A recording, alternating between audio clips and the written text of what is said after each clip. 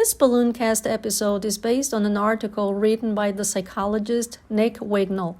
The title is 4 Things Emotionally Intelligent People Don't Do. Give up these bad habits and your natural emotional intelligence will shine. Levels: intermediate up. Most people think about emotional intelligence as a skill, something you can build and train with practice. And while this is partly true, there is a deeper truth about emotional intelligence that most of us miss, which is improving your emotional intelligence is often about what you do less of, not more of. As a psychologist, I work with many people who seem not to have much emotional intelligence. And why? They blame other people for their problems, they trap themselves in cycles of stress and anxiety, they self-sabotage as soon as they start to make progress. But it's my experience that most people don't actually lack the capacity for emotional intelligence. In fact, I think most people already have a high degree of emotional intelligence. Unfortunately, many people are held back from using their innate emotional intelligence by a collection of bad habits that get in the way. If you'd like to improve your emotional intelligence, learn to identify these habits in your own life and work to eliminate them. I think you'll find that your natural emotional intelligence is not far behind. Number 1, criticizing others. Criticizing others is often an unconscious defense mechanism aimed at alleviating our own insecurities.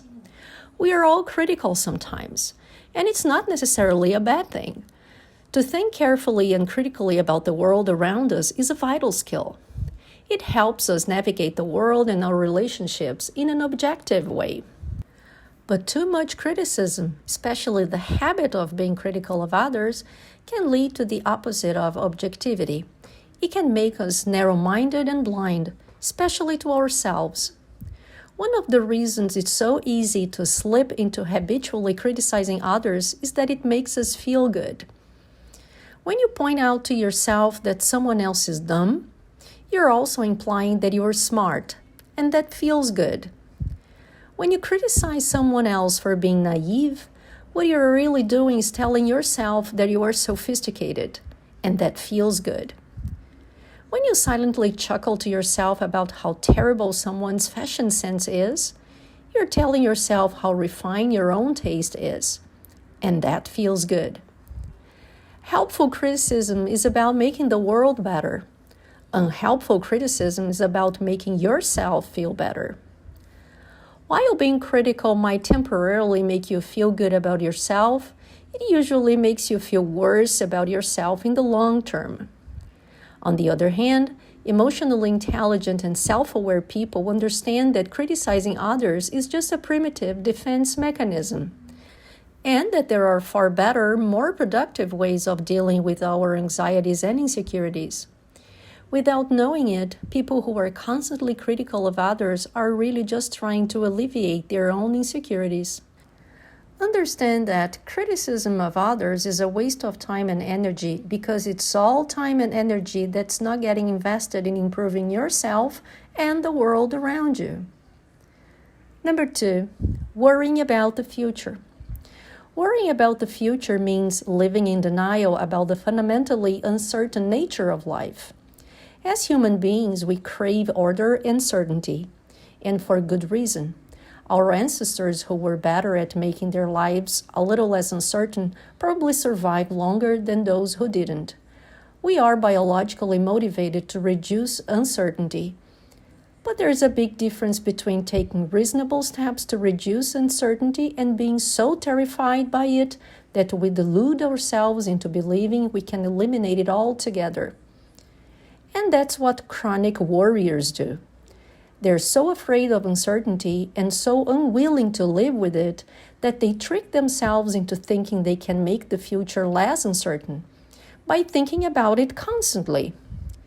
Chronic worriers live under the illusion that thinking is always problem-solving and that planning always leads to greater levels of preparedness. But neither of those are true.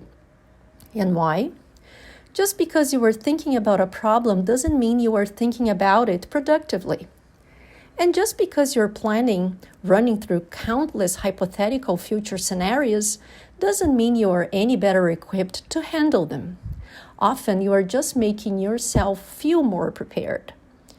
Worry gives you the illusion of certainty, but in the end, all it does is fragilize you. Emotionally intelligent people understand that life is inherently uncertain, and they understand that it's better to face up to this reality clear-eyed than to live in denial about it. Because when you stop beating yourself down with all the stress and anxiety that comes with chronic worry, you'd be surprised how much energy and enthusiasm returns to your life. When you stop insisting that the world act the way you want it to tomorrow, it becomes far easier to work with the world you've got today. Number 3, ruminating on the past. Ruminating on the past mistakes is a misguided attempt at control. Just like we humans crave order and certainty, we also crave control. We are obsessed with the idea that with enough effort and perseverance, we can do or achieve anything. Of course, most people who get stuck ruminating endlessly on past mistakes and failures don't actually believe that they can change the past. Instead, ruminating about the past gives them the illusion of control, however fleeting and temporary. When you've done something bad or made a mistake in the past, you naturally feel guilt and regret. Chronic ruminators develop the unconscious habit of constantly replaying past mistakes because it briefly gives them a feeling of control. And feeling in control helps distract from feeling helpless, which is what we really are when it comes to past mistakes. In reality, no amount of rumination or analysis of your past mistakes will change what happened, which means helplessness and powerlessness are inevitable. This is a hard fact of life that emotionally intelligent people not only understand, but accept. If you want to move on with your life instead of staying stuck in the past, you must accept the past for what it is, including feeling helpless. You must give up the choice to endlessly revisit it, no matter how much it distracts you from your real pain, the pain of helplessness. When in doubt, take action in the present instead of dwelling on the past. Do something useful right now, no matter how small, and resist the temptation to replay it yet another scene from your past. Don't give up control over your future by pretending you can control the past. Number 4, maintaining unrealistic expectations. Unrealistic expectations are a misguided attempt to control other people. Just like ruminating is an attempt to control the past and how we feel about it, maintaining unrealistic expectations is usually a subtle attempt to control other people. Of course, most people with unrealistic expectations don't see it that way. You probably see your expectations of other people as a good thing. Having high expectations for people encourages them to grow and mature and become their best self. Maybe, but this is still a subtle form of control.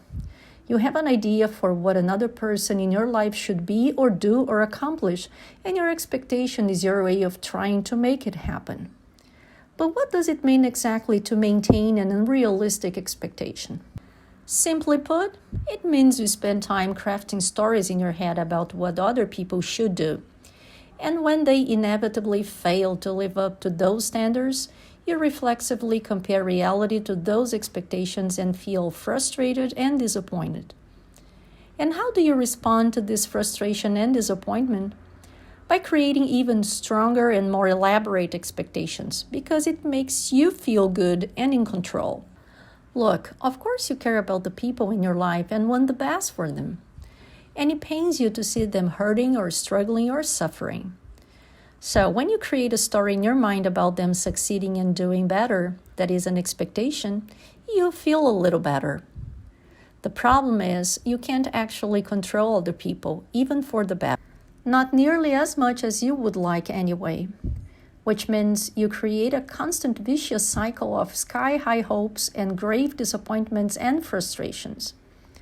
What's more, eventually your attempts at control begin to be felt by the people in your life and they become resentful. And if it goes on long enough, they may even act contrary to your expectations simply out of spite. The solution is to let go of your expectations. Stop creating stories about what you want for other people, and instead just be present for the person they are. Validate their current struggles instead of daydreaming about their future successes. Set real boundaries on their behavior instead of wishing for perfection. Meet them where they are instead of where you want them to be. Hang on to your hopes, but let go of your expectations. All you need to know is, if you want to increase your emotional intelligence, try approaching the problem backwards.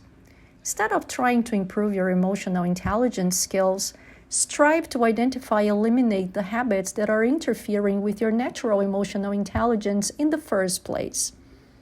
Stop criticizing others, stop worrying about the future, stop ruminating on the past, and stop expecting too much of others.